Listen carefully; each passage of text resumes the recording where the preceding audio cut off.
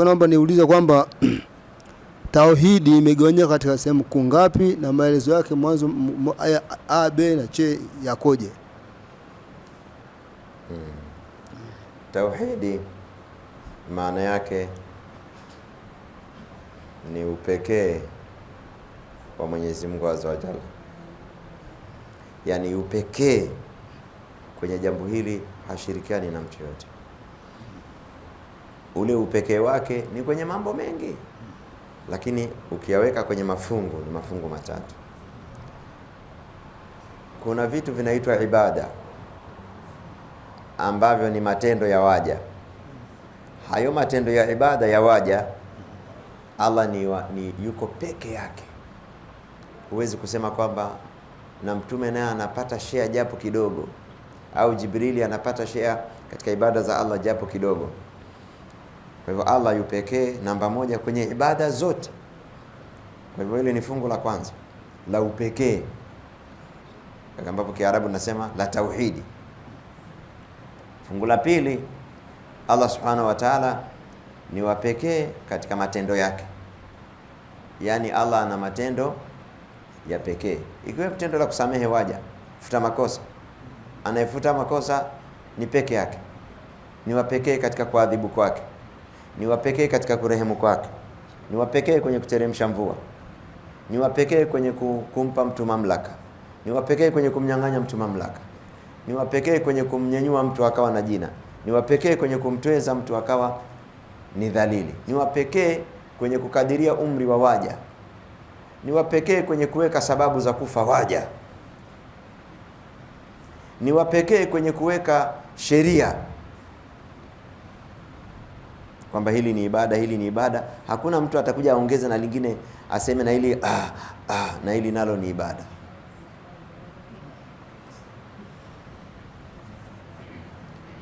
Kwa hivyo ni upekee namba mbili katika matendo yake.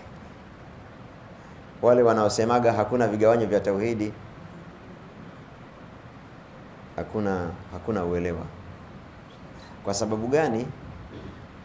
Unakubali kwamba Allah ni mpekee kwenye ibada, na unakubali kwamba ni wapekee kwenye matendo yake, na ibada ni matendo ya waja na matendo ya Allah ni matendo ya Allah, si vitu viwili tofauti. Utasemaje ni tauhidi moja? Na unaona mtu anampekesha Allah kwenye mlango mmoja, kwenye mlango mwingine hamshirikishi. Maana yake ni dalili ni vitu viwili tofauti.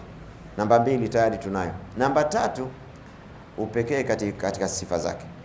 Kuna mambo ya Allah si matendo yake, lakini ni sifa tu. Kwa mfano ukisema Allah ni mkubwa, ni tendo hilo? Tendo la Allah la ukubwa, hiyo ni sifa. Ni mkubwa, ni mwingi wa rehema, mwenye kurehemu. Sifa zake zote ni za pekee, yani hachangii na yeyote. Yani hizo sifa anazo yeye tu. Mkubwa katika hiyo level yeye tu, mwenye huruma katika level yake yeye tu, yani hakuna anayemfikia katika hiyo level. Katika sifa ya kumba ni tendo hilo peke yake. Tuko kwenye kipengele cha sifa kwamba yeye ni yuko juu ya arsh. Hii ni sifa yake, ni mwenye huruma, ni mkubwa, al-kabirul mutaal, lahul azama, utukufu. Kwa hivyo Allah ni wa pekee kwenye sifa zake, Allah ni wa pekee kwenye matendo yake, Allah ni wa pekee katika ibada zetu. Au sema Allah ni wa pekee kwenye matendo yake, Allah ni wa pekee kwenye matendo yetu ya ibada, Allah ni wa pekee kwenye sifa zake. Hizi ni tatu au sio tatu? Je, hizi unaweza ukazichanganya ukasema ni moja? Tofauti. Ukisema ni wa pekee, unajua ukisema moja ni kwamba ukiitaja moja na zingine zinaingia. Hebu tuseme Allah ni wa pekee katika matendo ya waja wake. Matendo yake yanaingia hapo kwenye hili neno. Maana yake ukisema moja, nikisema hilo neno vyote vitaingia, sio? Allah ni wa pekee katika matendo yake, matendo yetu yataingia. Tauhidi ziko tatu, na ni dalili ya ujinga wao na kwamba hawana tauhidi na hawajui tauhidi, ambao wanasema tauhidi haigawanyiki katika mafungu matatu.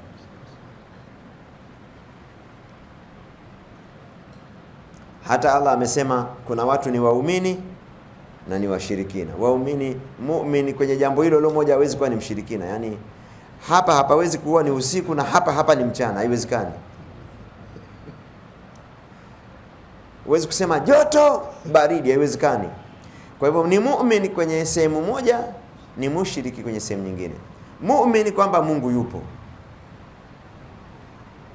na Allah ni mkubwa na Allah anafanya kila kitu, lakini ni mushrik anapoenda kusujudia sanamu.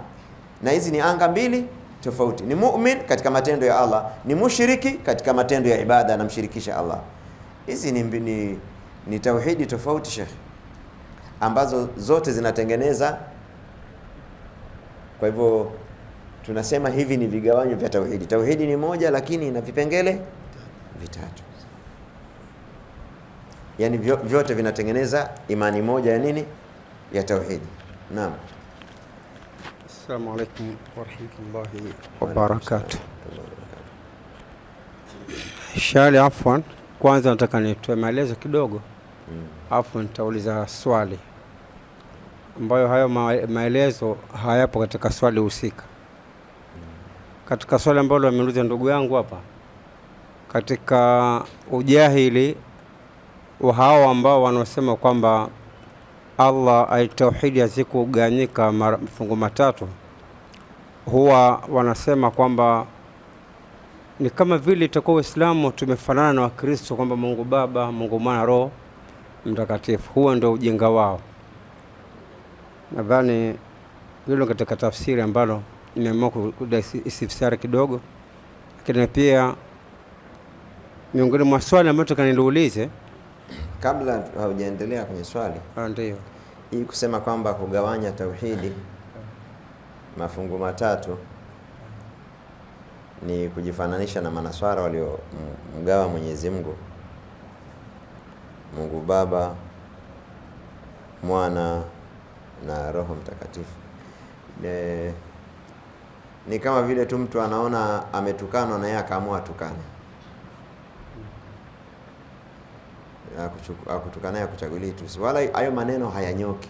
Yani unaposema huyu ni kama huyu, lazima utaje kwenye nini? Wajhu shabahi. Huyu ni kama huyu labda kwenye pua. Huyu ni kama huyu kwenye kukasirika. Huyu ni kama huyu kwenye ibada. Lazima utaje mahala wanapofanana. Nukta tunayofanana nayo ni ipi? Sisi tunasema Allah ana matendo ya pekee. Manaswara wanasema mambo mengi ya Allah, wanasema manabii wao wanafanya. Wanatoa riziki, wananyenyua watu, wanapeana watu nyumba. Sisi hatusemi hivyo. Si tauhidi yetu tunayosema tauhidur rububia inakataa hiyo. Manasara wanasema Allah ana mtoto, sisi tunasema hana mtoto. Manasara wanasema wanamwabudu pamoja na Allah mwingine. Sisi tauhidi hii tunayosema inakataa hivyo. Imefanana kwenye kipengele gani? Kwenye Mungu Baba sisi tunasema Allah hasifiwi na sifa ya baba. Mungu Mwana, Allah hakuzaliwa. Roho Mtakatifu ni Jibril, na Jibril sio Allah. Tofauti kabisa. Kwa hiyo ukiwaambia hebu unganisheni vizuri hiyo kashfa yenu ieleweke vizuri, hawezi kuunganisha, Sheikh. Na mtu asiyejua tauhidi, unajua Uislamu peke yake ndio unamuelezea sana Mwenyezi Mungu na kumjua na kumjulisha sana Mwenyezi Mungu azza wa jalla kuliko dini nyingine yoyote. Watu wengine wanaishia tu kujua kwa maana ya jumla, Mungu ni muumba, Mungu ni muweza. Wanamjua Allah kwenye kipengele hicho tu kwa maneno ya jumla. Na hawa ndugu zetu Waislamu wenzetu wanamjua tu hivyo Allah kwa sura moja tu hiyo. Ndio maana wakielezwa vipengele vingine wanagoma. Sasa tunawaambia, je, nyinyi, manake tauhidul al-uluhiyya ni upekee wa Allah katika ibada. Huu upekee mnaukataa? Tunaukubali. Watasema tunaukubali, si ndio Sheikh? yani tauhidul uluhiyya, nataja vipengele. Kipengele cha kwanza tauhidul uluhiyya, maana yake Allah ni muabudiwa. Nyie mnasemaje jamani? Ni muabudiwa pekee? Ndio, ni muabudiwa pekee. Watasema hivi hivi. Tauhidur rububiyya inasema Allah ana matendo yake ya pekee, kama vile kuumba. Hakuna yeyote anaweza kuumba kama Allah. Mnasemaje bwana? Allah ana matendo ya pekee kama vile kutoa riziki, kuumba, kufisha. Mnasemaje? Watakataa, watakubali? Watakubali kwamba Allah ana sifa za pekee. Watakataa, watakubali? Sasa mmekataa nini ambacho sisi tunacho na nyinyi? Kasa kama kukubali hizi tauhidi tatu ni ushirikina, basi na nyinyi ni washirikina pamoja nasi. Si unaona hilo jambo halina hoja she? Halina hoja she. Halina hoja. Na ndio ujue kwamba makhurafi wajinga. Kwani kuita mtu mjinga matusi kama mjinga kweli? Bali ni wajibu kusema mtu ni mjinga kama jamii inamchukulia ni msomi na ni mufti, na kwa hivyo itapotea kwa kwenda kumuuliza mtu ambaye si mjuzi. Ukisema si mjuzi, hiyo ni wajibu wako.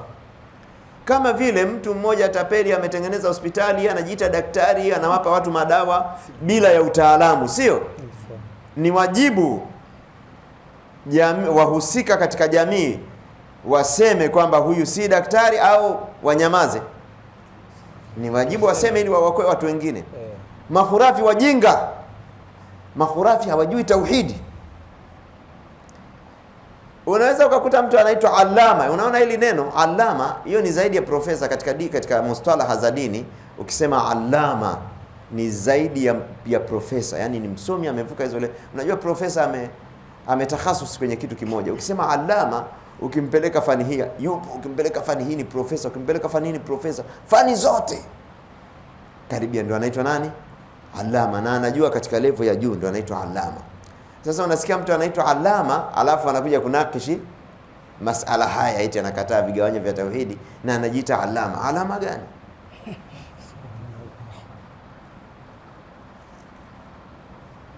Allama gani? Ndio anadanganyanaga hivi hivi. Unaweza kusikia mtu anaitwa allama, unaweza kusikia mtu anaitwa samaha, unaweza kusikia mtu anaitwa mufti. Hakuna samaha wala alama wala mufti.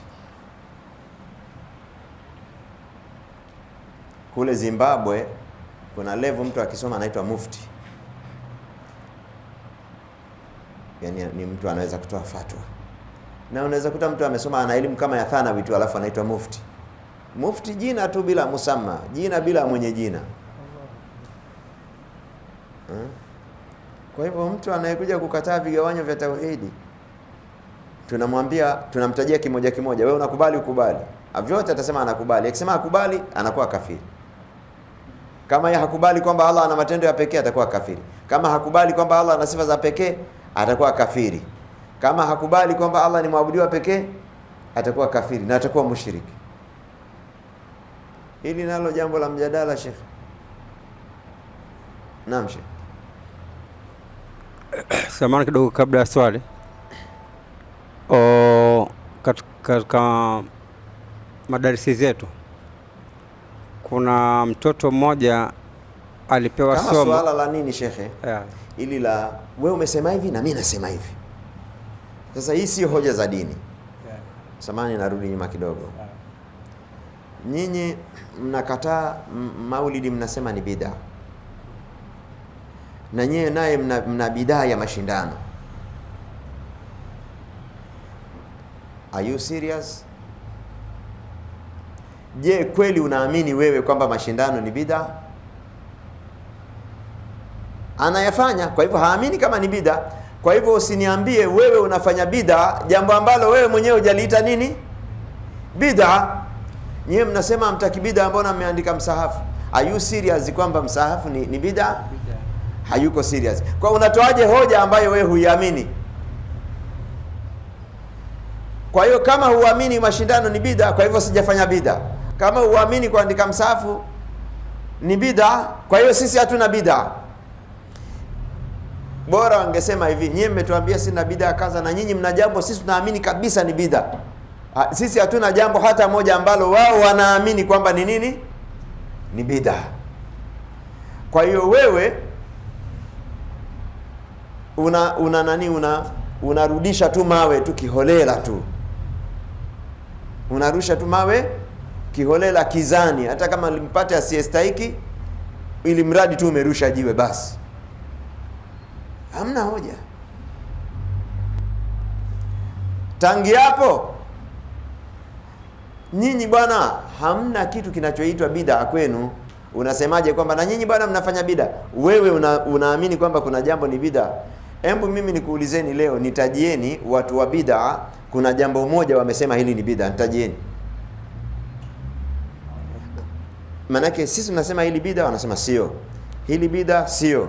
Ili tukisema sisi hili bid'a, wanasema sio.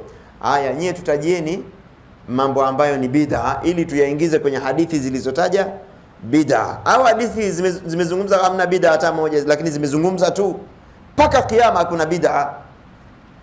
Hata hii ipo pia kwenye dini, sio bid'a. Tutajieni bid'a moja, hawatakutajia hata moja. Na hiyo ni kwa sababu wao ndio wanazo hizo bid'a, wakitaja na wakataja sababu yake na lojiki yake na dalili yake, dalili zote zitawangukia wao. Kwa hivyo dawa ni nini? Hakuna bid'a bwana. Na wako waliosema hakuna shiriki zama hizi kabisa. Kwa sababu gani? Shiriki walizonazo wakisema ni shiriki, wataambiwa hiyo ni mfano wa kadha na kadha na kadha na kadha, kama za mapagani. Unajua masufi wanasema hamna shiriki katika zama hizi. Hiyo wanasema kabisa hamna shiriki katika zama hizi. Ndio maana kwenye kile kitabu kidogo cha tauhid, hali shirku mawjudun fi hadhihi al-umma, je, shiriki iko katika zama hizi? Kwa nini hilo swali limekuja kwenye vitabu? Sababu masufi wanasema hakuna shiriki, kwa sababu ni washirikina shiriki zote. Kwa hivyo wakikubali uwepo wa shiriki, wataambiwa hebu itajeni. Yoyote watakayoitaja itakuwa ina mfano kwa wao. Kwa hiyo dawa ni nini? Wakiambiwa tajeni mfano wa bid'a, yoyote watakayoitaja itakuwa wao wanayo. Kwa hiyo wanasema tu hakuna bid'a, hakuna shiriki. Yaani mjadala jamani hauko tu kwamba hii mnayoisema ni bid'a sio bid'a. Mjadala tu hauko hapo. Wao ukiwauliza sasa, hii pointi sisi tumekosea kupointi kwamba hii ni bid'a. Hebu wewe pointi bwana, bid'a ni ipi katika Uislamu? Tokea Muhammad ameondoka mpaka leo. Yaani mambo yote yako safi, hakuna modification imefanyika. Hiyo haiwezekani. Hata kwenye taasisi ambayo ina umri wa miaka 5 lazima itakuwa ina mabadiliko.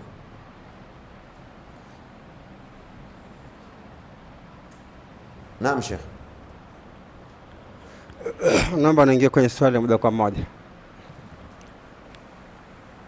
Ulituelezea kwamba kuhusiana na mwanadamu anapokuwa anafariki, kuna mambo mengi yanampitikia, ikiwemo kama ni ashari, kama ni kheri yanampitikia.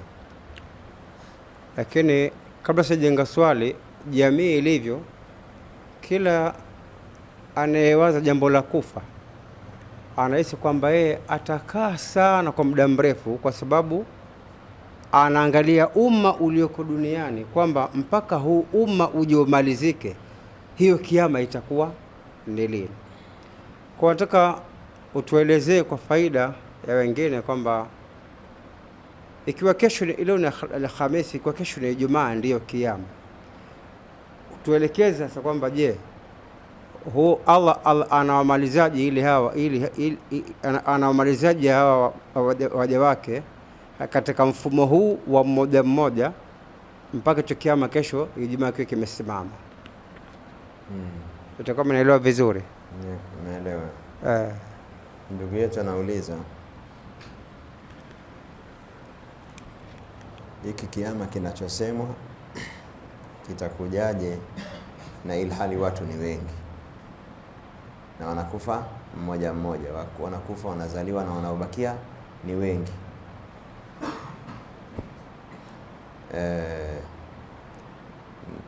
kwa maelezo haya na kiyama ni kuisha watu, sio? Kwa maelezo haya ya kiyama ni kuisha watu. Sasa wataisha lini? Kikifika Allah ataua watu wote na viumbe wote. Wanufikha fi suri fasahiqa man fi samawati wal ardh.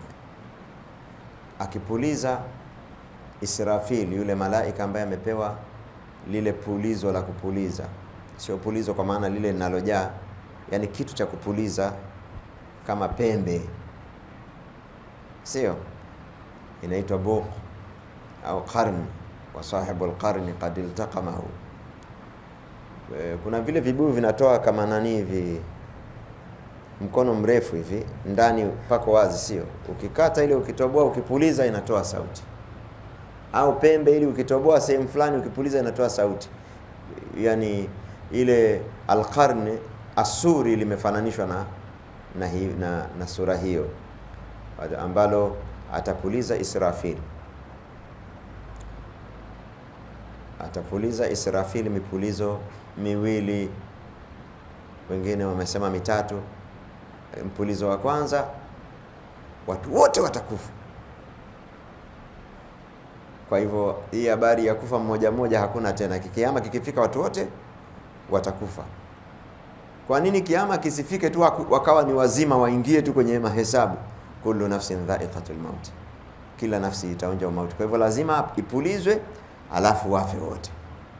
Ukelele mkali, na Allah ameonesha mfano wa amma kina nani waliangamizwa kati ya Adi na Thamudi kwa upepo? Kina Adi. Wa amma Adun fa uhliku bitaghiya, kina Adi waliangamizwa kwa sauti iliyovuka mpaka, sauti kali, wakafa wote. Hata radi ikipiga vizuri unaweza ukafa tu kwa mshtuko, sio umepigwa na radi, kwa ukali wa sauti, sio? Kwa hivyo atapuliza watu wote watakufa. Watabakia viumbe wachache katika malaika, akiwemo mwenyewe mpulizaji. Alafu malakul mauti ataambiwa hawa sasa hawakufa kwa pulizo, wafe kwa nini? Kwa wewe kutoa roho zao kama zilizotolewa za wengine hapo kabla. Alafu akimaliza ataambiwa toa na ya kwako, atatoa na ya kwake. Alafu itakuwa imetimia kauli ya Mwenyezi Mungu Azza wa Jalla, kullu nafsin dha'iqatul maut, kila nafsi itaonja mauti. Kullu man 'alayha fanin, kila kilichoko katika ulimwengu kitaisha. Wa yabqa wajhu rabbika dhul jalali wal ikram, atabakia Mwenyezi Mungu Azza wa Jalla peke yake. Na hapo watauliza aina almuluk, wako wapi wafalme? Aina aljababira, wako wapi wababe? Aina alladhina kanu yaakuluna rizqi wa yaabuduna ghairi, wako wapi walikuwa wanakula riziki yangu wanamwabudu mwingine asiyekuwa mimi? Aina almuluk, wako wapi wafalme? Liman almulku, ufalme ni wa nani leo? Hakuna atakayemjibu, atasema mwenyewe, atasema lillahi alwahid alqahar. Anajibu yuko peke yake, hakuna yeyote aliyobakia katika wakati huu. Ndio nini wa Yemen wanamsema, wakipata habari za msiba wanasema albaqa'u lillah, sisi wote tutamalizika tu, ambaye atabakia ni nani? Ni Allah subhanahu wa ta'ala. Kwa hivyo watasema lillahi alwahid alqahar. Ndio maana imekuja katika aya maliki yaumiddin, mmiliki wa siku ya malipo. Sio kwamba siku zingine sio mmiliki, lakini siku hiyo itakuwa wazi zaidi. Almulku yawma idhin alhaqqu lirrahmani, ufalme wa kweli siku hiyo ni wa nani? Ni wa Allahu jalla jalalu. Kwa hivyo kiama kitakuja kwa kupulizwa parapanda, watu wafe, atapuliza mara ya pili, watafufuka. Na wa kwanza ambaye atafufuka ni Mtume Muhammad sallallahu alayhi wasallam. Naam.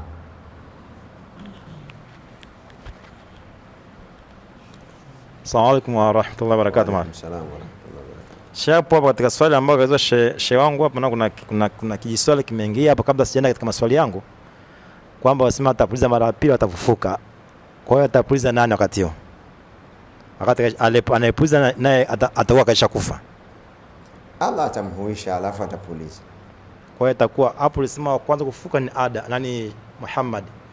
Kwa hiyo hapa atamuisha atakuwa ni wangapi? Na umesema wa kwanza kufuka ni Muhammad sallallahu alaihi wasallam. Na huyo ambaye atakayepuliza maana atakuwa kauishwa au kafanyaje? Maana sasa atakwenda kwa kwanza awwalu man tanshaqu anhu al-ard, wa kwanza ambaye ardhi itamwachia. Naam. Inshallah. Sasa Sheikh, swali lingine hapo lipo katika swali hili, bado sina maswali yangu, kwamba umesema itapuliza bagumu la kwanza watakufa wote, viumbe wote, ile utolewa nafsi moja moja ni baadhi ambao watakuwa wamebakia. Kuna ule uchungu wa nafsi kutolewa ule, wataupataje ambao wamepulizwa wakafa kwa mara moja? Waliokufa kwa mara moja? Naam. Hilo swali mtu ni kama vile kusema ikitokea mtu amekufa na shoti ya umeme anapataje uchungu wa mauti? Si sekunde tu hiyo mtu sio? Au kapigwa bomu au nini, Mwenyezi Mungu aepushe mbali. Allah anajua machungu yake, hiyo sio katika elimu ya binadamu. Inshallah khair. Ingia katika maswali yangu kidogo kama mawili matatu hivi, nafikiri mepesi kuyajibu kwa haraka haraka. La kwanza ni kama tunasema watu ambao wajifikiwa na ujumbe wa Allah tabaraka wa taala, wanasema watapata adhabu kwa sababu hajafikiwa na ujumbe wote. Wale waliofikiwa na ujumbe wa Allah, ambao hajafikiwa na ujumbe mpaka kiyama, mpaka wakafa, naam, watapata adhabu. Sasa katika zama zetu kweli Sheikh, kuna tukichukua Tanzania yetu mfano, kuna watu mpaka sasa hivi kwa hajafikiwa na ujumbe wa Allah tabaraka wa taala. Inawezekana Sheikh. Wewe wale jamaa wanakulaga nyama wale wahadzabe, wewe unadhani wote wamepata ujumbe wale? Inawezekana, uwezekano. Ndio maana ulama wamezungumza nini hukumu ya watu ambao wamekufa bila kupata ujumbe. Maana yake ni jambo lipo na linawezekana. Tunaposema watu wote wamepata ujumbe, hiyo ni lugha ya jumla, sio sawa. Lakini wako watu wachache ambao wanaweza kufariki bila ya ujumbe. Litundhira qauman ma atahum min nadhirin.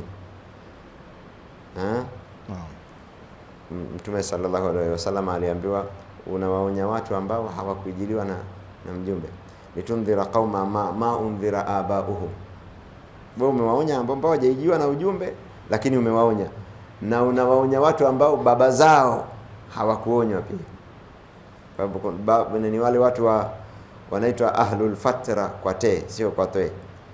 Ni watu wa fatra, watu wa zama za mtume na mtume. Kuna wengine wana dini na kuwa imeshavurugika, haihesabiki. Hiyo inatokea. Sawa. Na Allah hatoadhibu mpaka wapate ujumbe. Ulama wamesema, wana kauli tofauti, lakini katika kauli hizo ambayo inaonekana ina nguvu, Allah subhanahu wa ta'ala atawaweka wale viumbe ambao hakupata ujumbe sehemu fulani, na wao hawatajua kama walikufa wakaamka. Allah atawasahaulisha. Sasa alafu wataona wako kama sisi tulivyo hivi, watapelekwa mjumbe, alafu Allah atawahukumu kwa vile ambavyo watarespondi hiyo dawa. Naam. Swala pili, katika darasa lililopita kulisema kwamba kwa Muislamu ambaye hata ajui hata sura al-Fatiha katika Uislamu wake ni mtihani. Sasa kuna watu labda tunafanya ibada wengi tu hawajui mimi nimesema, wewe unaonaje Muislamu ambaye hajui surati al-Fatiha na yeye ana miaka 20, 30, 40, 50, wewe unasemaje? Wewe unaniambia wewe umesema, wewe unasemaje? Ni mushkeli. Ni mushkeli au sio mushkeli? Mushkeli mkubwa, ndio maana ni tatizo.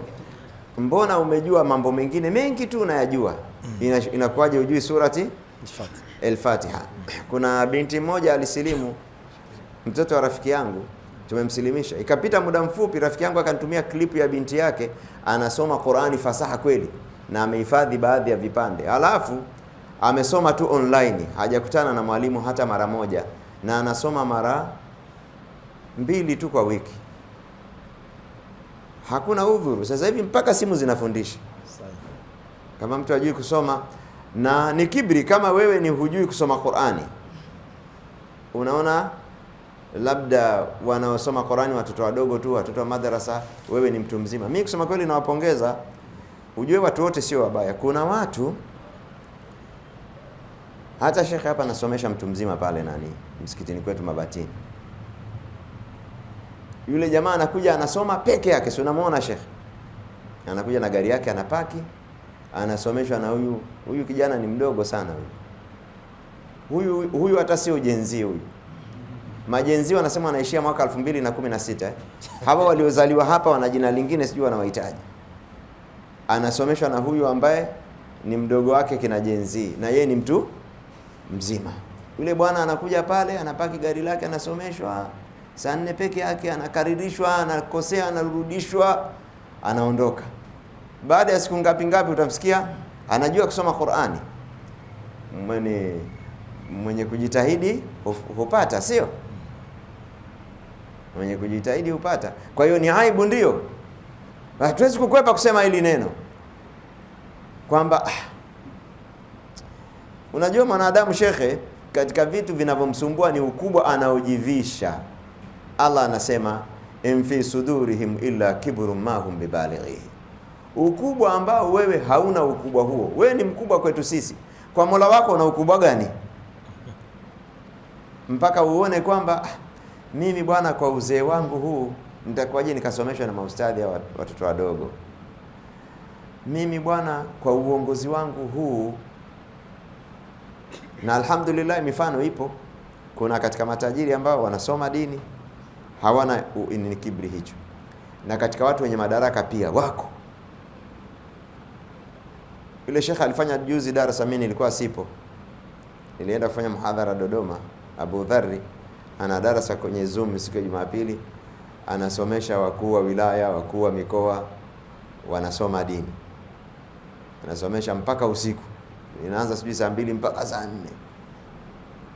wanasoma. Kwa hivyo ukitaka kujua wewe ni mdogo kwa Mola wako, siku akichukua roho yako atachukua siku anayotaka na kwa namna anayotaka, hata mwenyewe huijui. Alafu tarudi kwake, atakuhukumu. Na hukumu itaangalia tu wewe ulidili vipi na sheria yake. Haitaangalia hata kidogo nafasi yako kwamba ulikuwa nani. Nafasi yako ni zile ibada ulizozifanya, sio nafasi yako vile vitu vyako vya kidunia. Nafasi yako kwa binadamu wenzio huko, sio kwa Mola wako. Kwa hivyo usije ukaacha kujifunza. Kwani kina Abubakar walikuwa matajiri, na kina Abdurrahman ibn Auf na kina Umar ibn al-Khattab, na walijifunza hivyo. Ni watu wazima na wana uwezo, unafahamu. Kwa hivyo mtu jamani asije mpaka anarudi kwa Mola wake hajui kusoma Qur'ani. Mimi nasema asome mtu Qur'ani yote. Kujua tafsiri na nini ni ushekhe huo. Hatusemi watu wote wasome wawe mashekhe, dini haijaamrisha hivyo. Kwamba jamani kama wote hamjawa mashekhe mna hatia. Lakini wote lazima mpate elimu ya msingi, dini imewajibisha hivyo. Kwa hivyo amri ya kusoma iko katika mafungu mangapi? Mawili. Level ya msingi kila mtu. Ile level ya ushekhe, hiyo ni baadhi ya watu watatuwakilisha. Naam, sikuwa sijamalizia Shabado, sema nikatisha kidogo, nilikuwa naendelea katika hiyo swali. Kwamba tumesema kama ulivyosema hivyo maelezo, lakini naendelea kidogo kwamba na mtu huyo utakuta watu tunakaa wapo na swali vizuri, wanaswali ibada zao, wanadiki kufanya mali mbalimbali, ila ndio hivyo wazito katika kusoma na usikiza darasa, ni wazito katika kusikiza darasa, lakini jitihada za kuswali anazo. Kama katika kundi gani hilo? Anasoma lakini mzito. Kusoma asomi, kusikiza darasa kama hizi hasikilizi. Na hizo kama tunasema utakuta hajui sura al-Fatiha, ila kuswali ibada kuswali na swali vizuri tu. Yaani mpaka ibada zote na swali lakini hasomi. Sura al-Fatiha hajui. Utakuta hajui labda mfano. Mwenyezi Mungu azza wa jalla yani anataka ibada zifanye kwa ujuzi. Naam. Na yeye asiwaonee watu haya kwa sababu ataenda kaburini peke yake. Kwa nini Mwenyezi Mungu anatoa taarifa siku ya kiyama kwamba laqad ji'tumuna furada? Bwana umekuja peke yako. Kwa nini Allah anatoa hii taarifa? Kwamba mwanadamu ataambiwa umekuja peke yako. Kwamba hiyo kuogopa watu watasema, watu wataniona, isikushughulishe kwa sababu utarudi kaburini peke yako. Alafu hiyo ni shetani tu anakudanganya. Kama wewe ni mkuu wa wilaya au ni mkuu wa mkoa, alafu ujui dini ukaamua kusoma, watu wote tutakuheshimu sana wewe sana. Yani mtu mkubwa akijishusha huwa kwake ni pambo, sio udhalili. Yani mtu ana hadhi, ana cheo, lakini anakaa kwenye vijiwe vya watu wa kawaida. Ana hadhi, ana cheo, anaenda anasoma. Hiyo ni udhalili kwake au ni utukufu? Ni utukufu. Ile ni pambo limejificha, watu hawajui. Kwa hivyo ni shetani tu anakudanganya, watu watakuonaje? Watu watakuona vizuri, appreciate na wanathamini.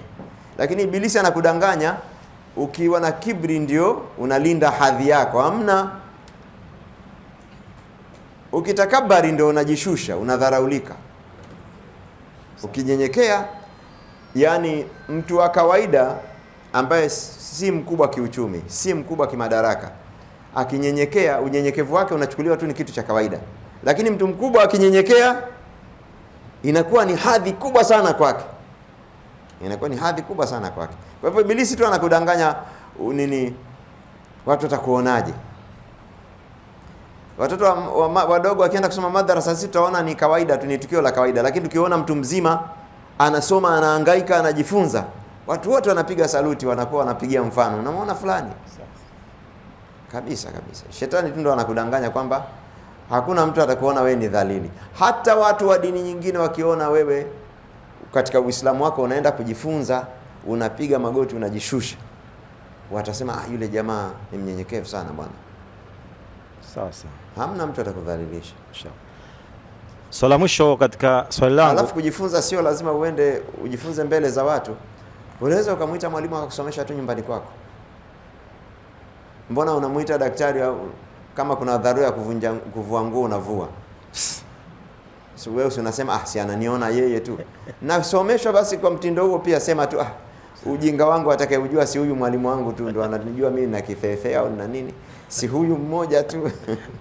Chukua mwalimu nyumbani akusomeshe. Inshallah khair. Naam. Swali la mwisho. Mimi nadhani subhanallah. Yani Allah subhanahu wa ta'ala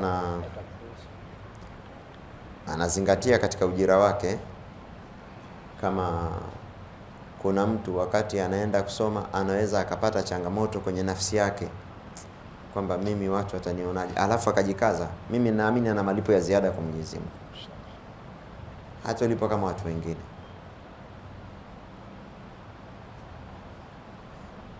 Kwa mfano mkuu wa wilaya hajui kusoma, alafu akamuita mwalimu akawa anamsomesha, au akaenda kwa mwalimu akawa anasomeshwa, mimi nadhani Allah atamlipa ujira wa ziada, kwa sababu Allah anajua kwamba ukubwa una kiburi chake. Huyu ameshinda hiyo, atalipwa malipo ya ziada bila shaka. Naam Sheikh, malizia swali lako. Swali langu la mwisho ni katika, nafikiria nje ya darasa ile, ila ni katika mambo ya kuelewa kuhusu swala enzi zama za Nabii Musa alayhi salam, kabla hajapewa utume. Tulisikia kisa chake Musa alipokuwa pale alivyozaliwa, akaenda katika zile zama za Firauni zile, akaenda kutupwa sio katika mto. Ila pale hatukusikia sana kisa cha babake. Tulikuwa tunamsikia Musa na mamake. Babake alikuwa wapi kipindi hicho? Tunasikia kwenye kisa cha Nabii Musa, tunamsikia Musa na mama yake. Qur'ani kwanza kwenye kisa huwa inachukua tu yale matukio ambayo yana masomo. Hakisimuliwi kisa kama kitu cha kujifariji hivi. Kinasimuliwa kisa ili kituzalishie masomo. Kwa hivyo Allah aliona kwenye historia ya Nabii Musa na mama yake kuna somo, lakini hakuna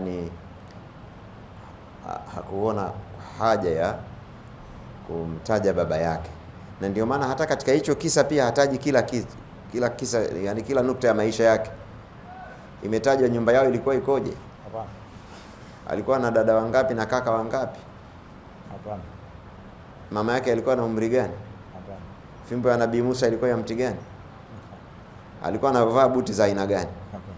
Alikuwa anatembea peko, alikuwa anavaa lakini imetajwa tu pale kwenye kuvua viatu kwenye eneo tukufu. Kwa hivyo Qur'ani inataja zile nukta muhimu zenye faida.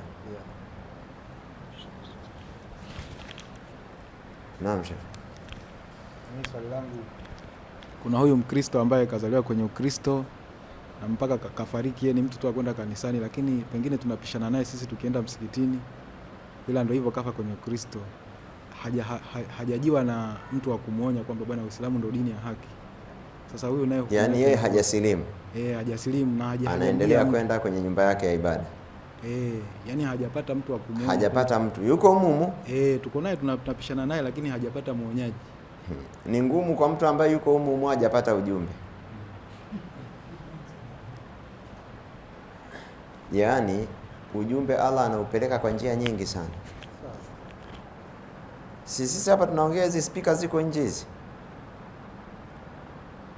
Watu wanaosikiliza huku nje, hii message inawahusu, na wakiipokea kheri, wasipoipokea hawawezi kusema siku ya kiyama hatukusikia. Wanaweza wakasema tulisikia kwenye speaker tu. Si ndio ushasikia? Wanaweza wakatoa hoja tulisikia kwenye speaker tu. Na Allah anakadiria pia kwenye hizi simu wanazofanya hivi za kupangusa hizi. Hivi ngoja ushehe anasemaje, anasikiliza neno. Unaona unasikiliza bahati mbaya, kumbe ndio hoja Mwenyezi Mungu anakusimamishia hivyo. Wanasikia mawaidha kwenye redio, kwenye TV. Mara nyingine sio kwa kukusudia, mtu anapita pita tu hivi. Kwa hivyo lazima mtu atakuwa amepita kwenye watu wa zama hizi. Aghlabu atakuwa amekutana na ujumbe, ni yeye tu anapuuza. Ni yeye tu anapuuza. Kuna kijana wa Kimasai mpaka sasa hivi anasoma, ameenda kusoma Kilosa kwenye ile madrasa ya Islamic Foundation. Unaona? Akarudi sasa hivi anasoma kwa Sheikh Mafuta na ni Tanga, Pongo. Kijana wa Kimasai. Tulikutana nikamtafutia nikamtafutia usafiri, akaenda Kilosa. Akaenda kusoma kule kwa sababu kule kuna boarding. Amesoma kule, amerudi. Angalia ajabu, sikumuuliza wakati ule ulisilimuje. Nikawa nimekaa naye namuuliza. Nikamwambia, kisa chako cha kusilimu ni vipi bwana? Akasema, mimi bwana nilikuwa mnaswara. Nilikuwa na karedio. Si unajua watu wa mashambani wanatembeaga na viredio vyao. Akawa anasikiliza channel fulani hapa Morogoro ya kanisa. Kwa hivyo wakati anapoitafuta si anazungusha, akasikia, akakutana na Radio Imani. Akasimamisha kidogo. Message hapo iliingia. Na akaifanyia kazi. Yale mawaidha anasema yakanivutia, kwa hivyo ikawa ninaiweka maksudi nasikiliza. Nikamuuliza. Wakati ule anasikiliza sasa hajasilimu, lakini ameshaanza kusikiliza sasa. Nikamuuliza, wakati ule hujasilimu ulikuwa una compare vipi kati ya haya mawaidha ya kwenye channel ya Kiislamu na haya ya kwenye kanisa? Akasema tofauti yake kubwa ilikuwa nikisikiliza hii channel ya kanisani, naona tu ni maneno ya kawaida. Nikisikiliza haya mawaidha ya dini ya Kiislamu yananipa hofu, yanaingiza kitu katika nafsi yangu. Naona kitu tofauti kabisa. Na hiyo ndio ilikuwa sababu ikamfanya akasilimu. Yule kijana alisilimu. Mimi sijui nani alimpa namba yangu, akawa ananitafuta. Nadhani alisikia kwenye nani, alipata kwenye matangazo kwenye redio. Sababu ilikuwa inatangazwa ile madrasa ya nani, Mahad al-Iman. Katika watu wa namba zao zilikuweko mle, namba yangu ilikuweko. Akanipigia. Akanambia nataka kuja kusoma. Unajua haya ni madhaifu. Mimi nikawa nampuuzia, naona huyu Masai anataka aletwe tu mjini aje ashika 50 zake. Unajua wakati mwingine mtu anataka kuja mjini anasema nataka jambo fulani, ukimleta anashika 50 zake. Nikawa nimepuuzia, nikamwambia sasa hivi ilikuwa kama nini, kabla ya Ramadhani, nikamwambia karibu tunafunga, nitafute baada ya Ramadhani. Na kweli ilikuwa karibia kufunga. Kwa hiyo ilikuwa sio muafaka yeye kuja kusoma kipindi kile. Baada ya Ramadhani akanitafuta bwana. Nataka kuja kusoma. Nikamwambia inatakiwa kwa hapa hakuna boarding, lakini itabidi uende sehemu moja inaitwa Kilosa ukasome huko, lakini kunahitajika gharama. Itabidi utafute gharama kidogo, waambie watu Waislamu wa eneo lako wakuchangie, na sisi huku tutachangia. Akasema shilingi ngapi? Mimi nilikuwa namaanisha hela ya ada kidogo, sio? Nikamwambia tafuta kama 200,000 tu hivi, waambie wakuchangie kama 200,000. Akanambia kama ni 200,000 sitachangisha watu, nitauza ng'ombe wangu. Kweli kijana wa Kimasai aliuza ng'ombe wake bila baba yake kujua, na kwa sababu hatomruhusu kusoma akatoroka, akaja nikamuelekeza, akanambia nataka wewe baba yangu. Nikamwambia sawa, nikamuelekeza Kilosa, akasoma mpaka leo anasomaga. Anaitwa Abdul Qadir. Abdul Qadir Kai. Upata mtoto wa ziada. Upata mtoto wa ziada. Alhamdulillah. Anasoma mpaka sasa hivi. Kwa hiyo hii habari ya kusema mtu hajapata ujumbe, ni mara nyingi mtu kwenye hizi simu anakutana na mawaidha, kwenye hizi speaker anakutana na mawaidha mara nyingi sana. Kwenye maisha ya kawaida anakutana na rafiki yake kazini, mnafanya kazi pamoja, naenda kuswali, bwana twende tukaswali, bwana hiyo dini yako kadha na kadha, anakupa message ambayo wewe mwenyewe inakuingia alafu unapotezea. Allah anajua kwamba imeshaingia, umepotezea. Hata hapa kuna watu wamesilimishwa na mafundi garage wenzao. Kuna rafiki yangu Ismaili Mdoe amemsilimisha rafiki yake mmoja, nani anaitwa nani yule, maana sio jambo baya tunaweza kumtaja, anaitwa Mnyalu, wenyewe anaitwa Mnyalu. Kuna watu wanajulikana tu kwa majina ya makabila yao hapa mjini. Alikuwa anafanyia pale katikati pale, sio? Mtu na ndugu yake wawili amewasilimisha, ile tu twende bwana nani tukaswali, bwana Uislamu ni kadha na kadha, maneno rahisi rahisi hivi, wamesilimu. Kwa hiyo ujumbe unafika kiasi cha mtu kwenda kuulizwa na Allah ni mara nyingi, shekhe, kwa hapa mjini hiyo ni ngumu hiyo, kwamba mtu hajapata ujumbe wa Mwenyezi Mungu Azza wa Jalla. Na Allah ndiye anayepeleka ujumbe ili aje awaulize watu, na Allah ametaja katika Qur'ani kwamba ni wajibu wake kuwapelekea ujumbe waja wake. Kwa hivyo si rahisi kwa mtu ambaye anaishi katika haya maisha ikawa hajapata. Huenda hata yule jamaa yenu anayekulaga nyama kule za nyani, pengine na yeye kashasikia kuhusu Uislamu, wewe huwezi kujua. Naam Sheikh.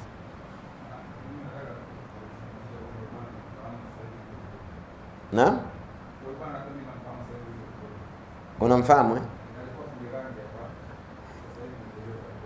sasa hivi ni dereva, yuko Dodoma. Hata mimi nilienda Dodoma, nimekutana naye, yuko na gari kali sana, anamuendesha kiongozi wa serikali.